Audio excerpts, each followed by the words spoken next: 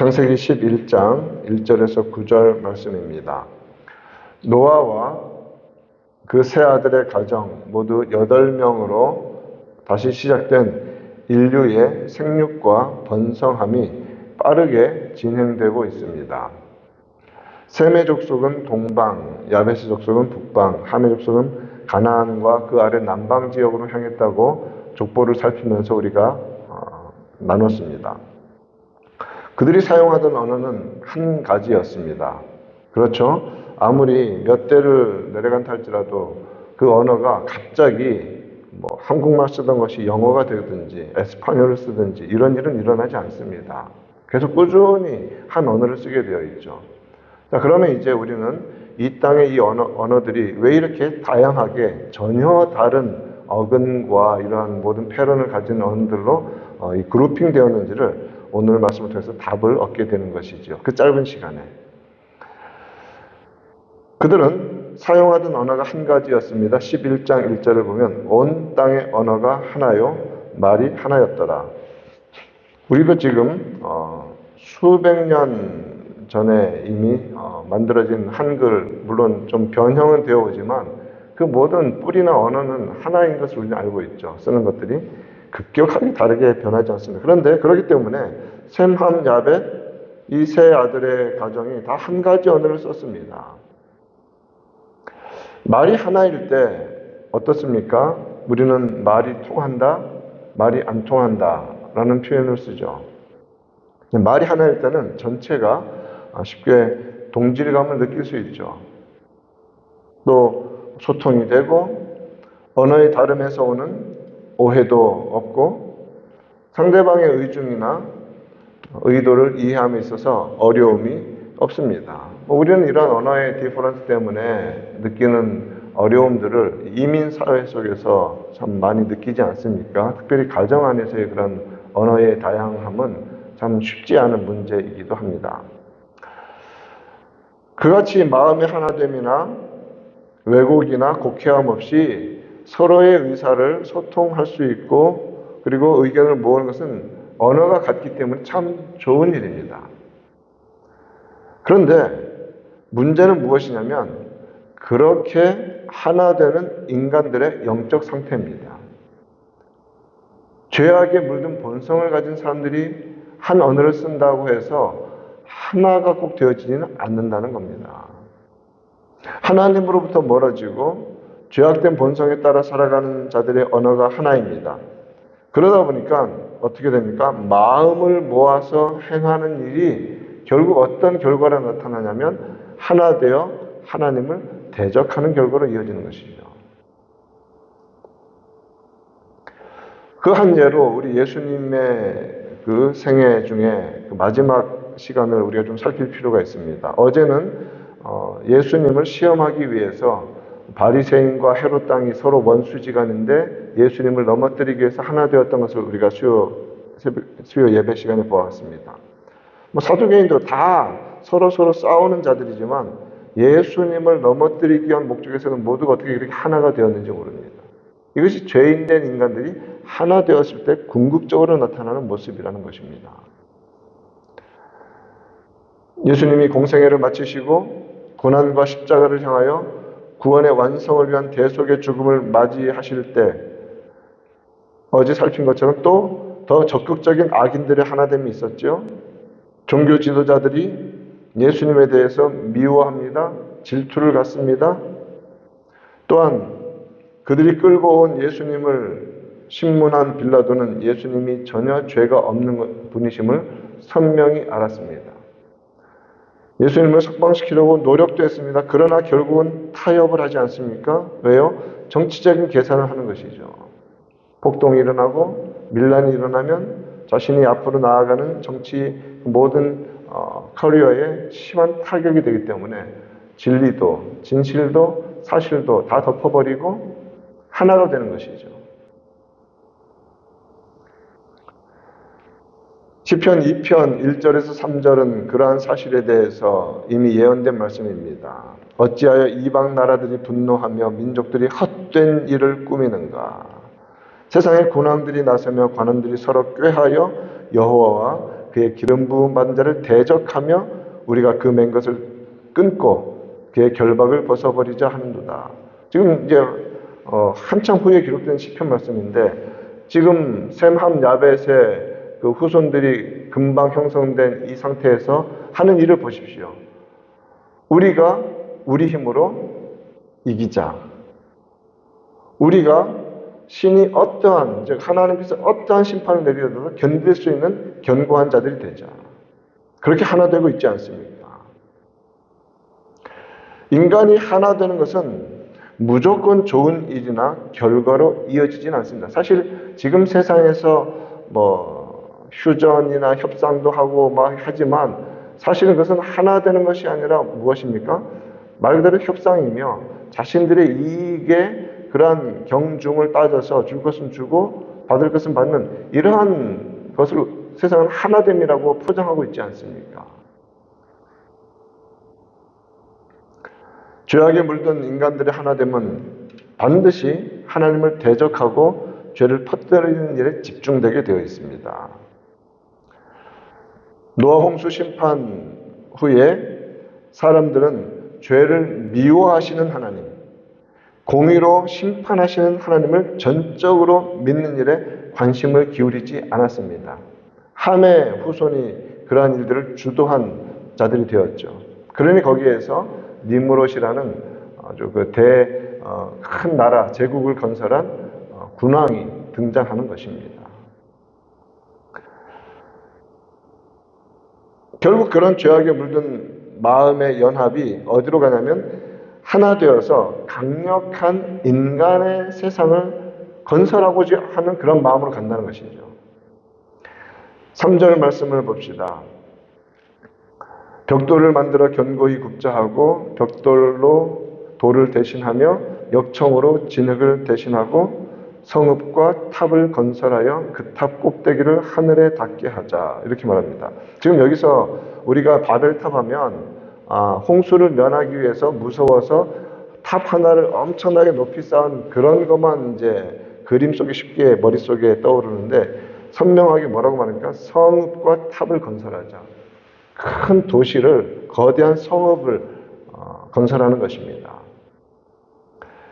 그래서 그 위가 마치 맨하탄에 있는 그 마천루들, 그 고층 빌딩들이 정말 하늘을 찌를 듯이 막 모여있는 것처럼 그렇게 거대하고 웅장하고 세상 어떤 것으로도 무너뜨릴 수 없는 인간의 강력한 세상을 만들자. 그런 마음들입니다. 그런데 여기서 나타나는 그 방법을 한번 봅시다. 이전에는 우리도 초가집을 지은 것을 보면 물론 이제 흙으로 이렇게 대충 벽돌도 아닌 그 덩어리를 만들어서 짓기도 하지만 아주 옛날에는 말 그대로 방법이 있습니까? 돌을 모아서 정을 만들어서 모양을 내고 흙으로 이렇게 이제 쌓는 정도지만 지금 여기서 변화가 있습니다. 벽돌을 인위적으로 견고히 굽자. 단단하게 만드는 것이죠. 그리고 또 하나 흙 대신 진 대신 역청으로 이제 이 기술이 발전하는 겁니다. 건축 기술이 달라지는 것이죠. 좀 거창한 말로 과학 기술이라고 하십시다. 기술과 과학의 발전이 어떤 결과를 가져오냐면 웅장함을 가져오게 됩니다. 그래서 서로 지금도 우리 빌딩이 제일 높다 서로 경쟁하듯이 땅에서부터 수백 미터는 기본이고 이렇게 짓고 있지 않습니까? 인위적인 방식으로 벽돌을 견고하게 만들고 쉽게 부서지는 흙이 아니라 역청으로 단단하게 붙여서 이제는 강하고 높은 성벽도 건축물도 세울 수 있게 고안하는 것입니다. 인간은 기술과 과학을 스스로 고안하고 만들어서 이것이 행복이고 이것이 번영이라는 이름으로 자꾸 그렇게 화려함을 만들어가고 웅장함을 만들어갑니다. 그래서 그 마음 중심에 뭐가 있냐면 이 세상에서 어떤 세력도 하나님도 포함시켜서 어떤 세력도 자신들을 지면에서 흩어지게 하거나 물로서 심판하에 망하지 못하도록 자신들의 안전을 스스로 확보하려고 하는 것입니다. 흩어짐을 면하자. 무엇입니까? 지금 여러분 보십시오. 현대사회의 문제는 뭐 모든 인간의 문제이지만 가장 그것이 더 적극적으로 은밀하게 나타나는 곳이 어디입니까? 대도시입니다. 도시화. 뭐 산업혁명 이후에 도시화가 일어났다고 말하지만 사실은 성경에서 보면 이미 니무롯 시대 때부터 바벨탑을 짓는 그때부터 도시화를 인간들은 꿈꾸고 있는 겁니다. 왜요? 안전하게 모여 살자. 웅장하게 살자.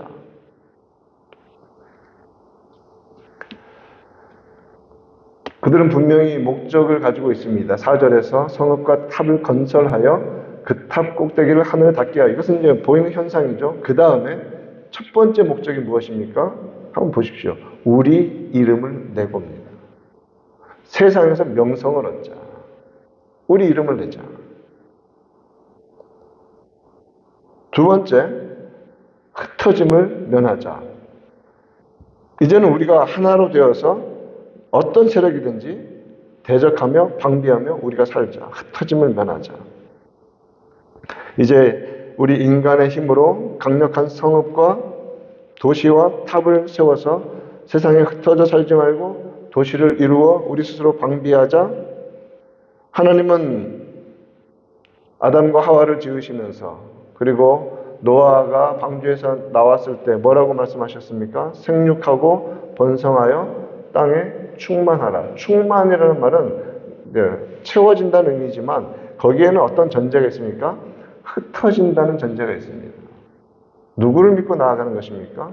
하나님을 믿고 나아가야 하는데 사람들은 인간의 힘을 믿고 모여있자라고 지금 정반대의 현상을 보이고 있는 겁니다. 흩어지지 않으려고 합니다. 자신들이 건설한 성읍에 모여 살면서 똘똘 뭉쳐서 인위적인 방식으로 세속적인 방식으로만 이 땅 가운데 번영을 추구하자는 그런 의미입니다.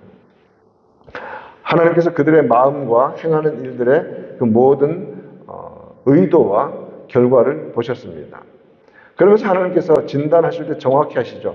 언어가 하나이니까 흩어지지 아니하고 생육하고 번성하고 땅에 충만해야 하는데 더 이상 나아가지 아니하고 이렇게 하나 되어 하나님을 대적하는 인간적인 세속적인 이런 안전함만 추구하는데 몰두하는 사람들을 한 번에 하나님은 세상에 충만하게 만들어 버리십니다. 어떻게 해요? 언어를 갑자기 다 다르게 만들어 버리셔서 언어대로 흩어지게 만드는 것입니다. 여러분, 이 세상의 언어의 이 다양성에 대해서 참 신기한데 그것은 이 세상에 만들어진 이 물리세계의 법칙이 신기한 것처럼 참 신비한데 성경은 답을 주고 있습니다. 하나님이 한 번에 흩으시는 겁니다. 한 번에.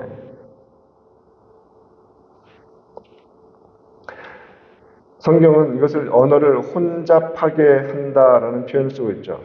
혼잡하면 믹스가 되는 것이죠. 그러니 그 안에서 이제는 알아듣는 그 상태로 흩어지게 되는 것이죠. 그러나 그것은 분명히 여기서 혼잡이라는 표현을 쓰시지만 우리가 알다시피 이미 나누어진 민족별로 언어를 하나님께서 할당하셨다는 의미로 이해해도 그것은 정확할 것입니다.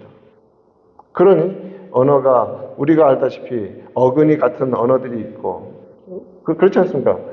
프렌치와 에스파뇰은 정말 흡사합니다. 그리고 포르투갈어는 또 에스파뇰하고 70%가 같다고 합니다. 이런 패밀리가 있죠, 언어에도. 왜 그렇습니까? 그런 큰 어근으로 하나님께서 다 흩어버리신 것입니다. 그것을 성경은 혼잡하게 하셨다라고 말합니다. 그래서 이 단어를 이해할 때 그냥 막 한 사람 한 사람이 다 다른 말로 혼잡하게 하신 것이 아니라 언어의 그런 패밀리를 만드셔서 세상에 모두가 다 흩어지게 만드신 하나님의 놀라운 섭리입니다. 섭리입니다. 하나님의 놀라운 지혜입니다. 그래서 하나님은 이 땅에 인간들의 언어까지도 다 고안해 주신 분이시죠, 사실은. 얼마나 놀라우신 하나님이십니까?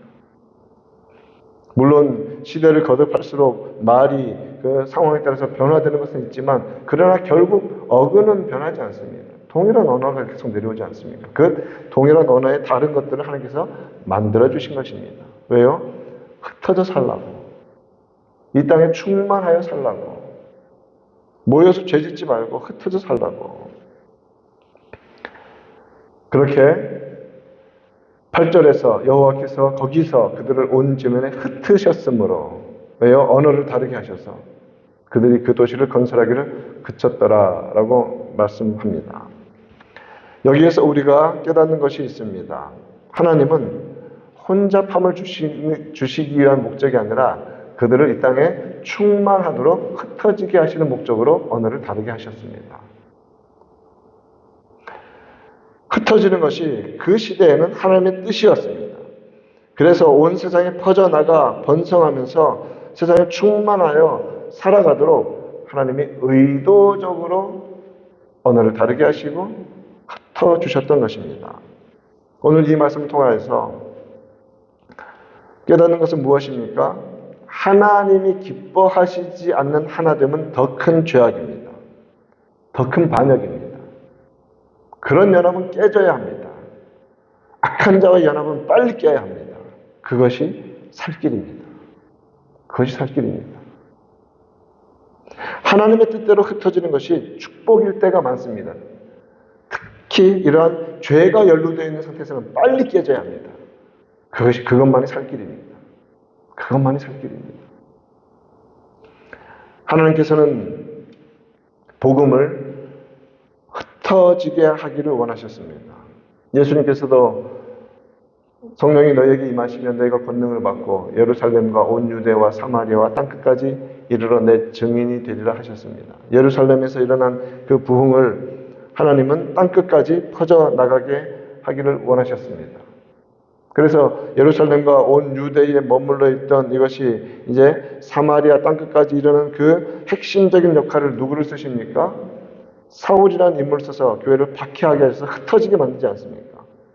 그것은 핍박당하고 고통당하고 어려운 것 같은데 이제 이 흩어짐이 복음을 가지고 흩어지는 것은 축복입니다. 복음을 가지고 나아가게 하시죠. 결국 그래서 하나님은 이 흩어짐의 원인이 되었던, 원인으로 사용하셨던 사울을 변화시키셔서 땅끝까지 나아가는 책임자로 세우시는 놀라운 섭리를 보여주시는 것입니다. 왜 흩어지게 하십니까? 하나님의 이름만 남게 하기 위해서, 하나님의 복음만 전파되게 하기 위해서 그렇게 하나님은 흩어지게 하셨던 것입니다. 디아스포라라는 표현이 있죠. disperse라는 영어 단어와 같은 흩어졌다, 디아스포라 유대인이라는 표현을 쓰는데 사실 그런 의미로 보면 우리 한인교회들이야말로 정말 이 땅 가운데 디아스포라 코리안으로서 가는 곳마다 교회가 세워지고 그리고 새벽에 기도를 지키는 교회가 되고 이런 놀라운 축복을 흩어진 자리에서 감당하지 않습니까? 오늘 그러한 흩어진 자들로서의 복음의 사명을 감당하는 우리가 되기를 간절히 바랍니다. 그래서 우리가 이 땅 가운데 세상적인 연합, 인간적인 연합이 자랑되지 아니하고 오직 하나님의 이름만 높임받으시고 하나님만 전파되는 은혜로운 삶으로 나아가기를 우리 구주 예수님의 이름으로 축원드립니다.